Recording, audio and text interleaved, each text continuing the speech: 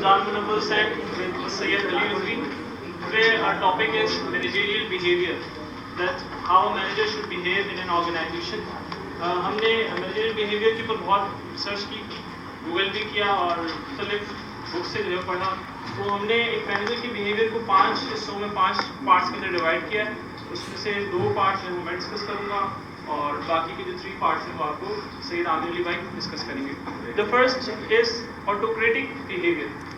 कि एक मैनेजर जो है वो ऑटोक्रेटिक बिहेवियर के अंदर प्लानिंग भी खुद करता है, थिंकिंग भी खुद करता है, डिसीजन भी खुद करता है और उसको इम्प्लीमेंट भी खुद करता है. इट मीन्स कि कंसंट्रेशन जो है वो ज़्यादा किसके ऊपर होती है, मैनेजर के ऊपर होती है. इसके अंदर एम्प्लॉइज़ को आपस में डिस्कस करना या किसी डिसीजन के अंदर इंटरफेयर करने की जो है ना परमिशन एम्प्लॉइज़ को नहीं होती. इसकी बेस्ट एग्जांपल जो है वो अगर आप हिस्ट्री में जाएं तो एडोल्फ हिटलर है हमारे पास, और अगर आप प्रेजेंट के सिनेरियो में देखें तो डोनाल्ड ट्रंप है इसकी बहुत बड़ी एग्जाम्पल है, जो एज अ डिक्टेटर या एज अ अथॉरिटेरियन लीडरशिप जो है वो सामने है. इसके बाद जो दूसरी जो बिहेवियर है, type of behaviour, that is custodial behaviour. अगर आप अथॉरिटेरियन स्टाइल से आप एक स्टेप ऊपर जाएं, ऑटोक्रेटिक स्टाइल से एक स्टेप ऊपर जाएं, तो आप आएंगे कस्टोडियल बिहेवियर के ऊपर. यहाँ पर मैनेजर डिसीजन तो खुद लेता है, लेकिन after discussing with subordinates, after discussing with their team. और इसकी जो बेस्ट एग्जाम्पल है ये आपको मिलेगी GHQ में, जो हमारे यहाँ कोर कमांडर की मीटिंग होती है. उसके अंदर तमाम कमांडर्स से, तमाम जनरल से डिस्कशन करने के बाद जो हेड ऑफ जो डिपार्टमेंट होता है, चीफ ऑफ आर्मी स्टाफ, वो डिसीजन लेता है. और इसके बाद कंटिन्यू करेंगे Syed Aamir Ali. Thank you sir. Basically ये कॉन्सेप्ट डिस्क्राइब करने का जो बेसिक मकसद है वो ये है कि ये तमाम जो बिहेवियर होता है मैनेजर का, वो डायरेक्टली इफेक्ट करता है किसी भी एम्प्लॉय की परफॉर्मेंस की.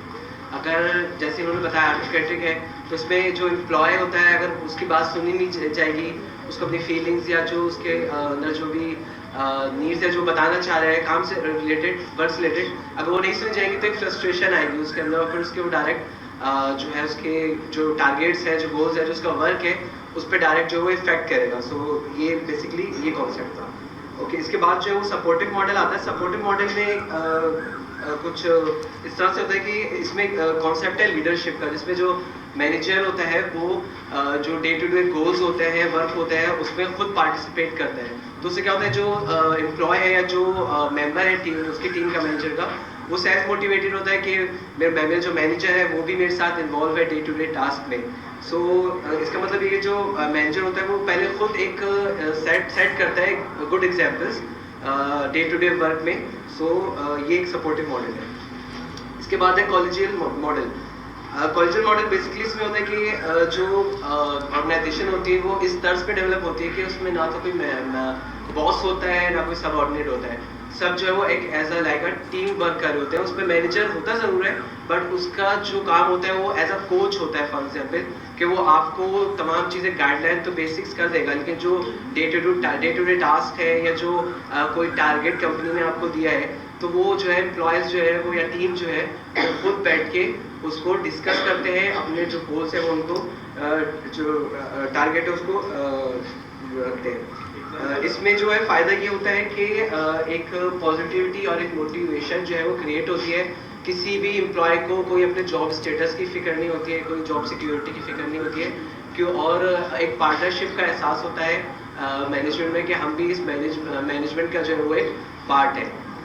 इसकी एक बेसिक अगर एग्जांपल ले लें तो वो क्रिकेट फैन तो हम सब हालांकि इससे रिलेट नहीं करती है, लेकिन क्रिकेट में आप देखते हैं जो कोच होता है वो आपको ये नहीं बताएगा, अपनी जो टीम होती है उसको ये नहीं बताएगा कि कौन से ओवर में कौन सी बॉल पे चौका मारना है या छक्का मारना है. ठीक है, वो जो है वो बेसिक्स आपकी जो प्रॉब्लम्स हैं उनको सेटल डाउन कर देगा. फिर जाके आप ही को परफॉर्म करना है कि सिचुएशन उस वक्त कैसी है, क्या टारगेट्स हैं, व्हाटएवर. ओके, इसके बाद आता है last not least system model. Basically system model जो है वो आजकल तमाम ऑर्गेनाइजेशन में जो है वो यूज़ किया जाता है, जो इस वक्त सबसे बेस्ट है. और इसमें बेसिकली जो एम्प्लॉय है, आज का जो एम्प्लॉय, मैं भी एम्प्लॉय हूँ और आप तकरीबन सभी लोग जो है कहीं ना कहीं जॉब करेंगे, आपको सैलरी दी जाए या आपको जॉब सिक्योरिटी दी जाए, और उसके बाद अगर आपको डेली बेसिस पे जलील किया जाए तो मेरे ख्याल में आपको वो जॉब सिक्योरिटी भी नहीं चाहिए होगी और ना सैलरी चाहिए होगी. ठीक है, तो आज का एम्प्लॉय जो है वो जॉब सिक्योरिटी और सैलरी से ज़्यादा कुछ मांगता है। अब वो होती है कि आपको वहाँ पे सेल्फ रिस्पेक्ट हो आपकी, ठीक है, एक इन्वायरमेंट ऐसा हो कि जहाँ पे आप काम करने में आपको मज़ा आए, ठीक है, आप एक सोशल एक जो है वो कम्युनिटी वहाँ पे डेवलप हो कि आप अपनी फीलिंग्स ईजिली जो है अपने मैनेजर से या अपने कोलीग्स के साथ बैठ के डिस्कस कर सकें। एटलीस्ट इतना अच्छा इन्वायरमेंट हो कि आप वहाँ पे अपनी जो थोड़ी बहुत पर्सनल इश्यूज़ हैं वो भी बैठ के अपने मैनेजर या कोलीग्स के साथ as a friend after office work आप डिस्कस कर सकते हैं। तो एक कम्युनिटी जो है वो वहाँ पे भी डेवलप की जा सकती है। सो जो बेसिक मैनेजर को करना चाहिए वो ये कि जो वर्क स्टेशन वर्क प्लेस है वहाँ पे कैसा अपने एम्प्लॉयज़ के साथ एक इमोशनल जो है वो वर्क के अलावा भी जो है वो इमोशनल एक रिलेशन कायम करे। तो बेसिकली ये जो है वो सिस्टम मॉडल है।